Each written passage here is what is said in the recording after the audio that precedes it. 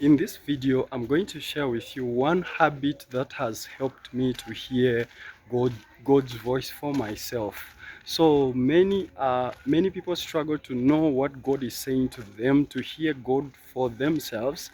But for me, what has helped me is just this one habit. I don't need to worry what God is saying to me, or always to maybe search for someone else to find out what God is saying to me. I can find out myself what God is saying to me. Not that I despise prophecy. I love prophecy.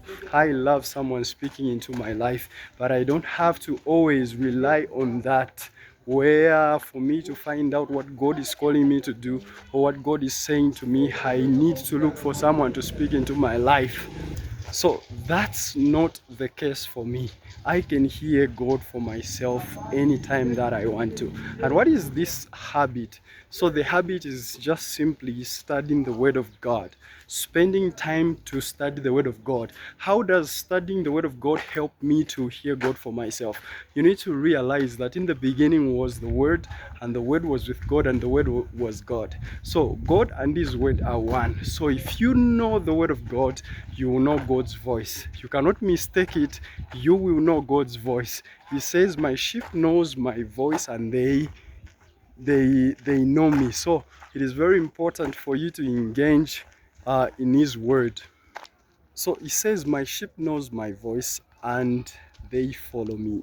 Another voice they will not follow. So if you get to know the Word of God, you get to know God's voice. You can't mistake these two. So many people don't pay attention to the Word of God. But if you really want to know God's voice, just develop the habit of studying His Word. Spend time studying His Word. The more you know about His Word, the more you know about who He is. And His voice will become so familiar to you that you cannot mistake it. So it is always important. Just develop the habit of studying the Word of God, of reading the Word of God. And as you do that, you get to hear God's voice for yourself anytime. So for me, I need not to look for someone else or to rely on someone else to hear God for myself.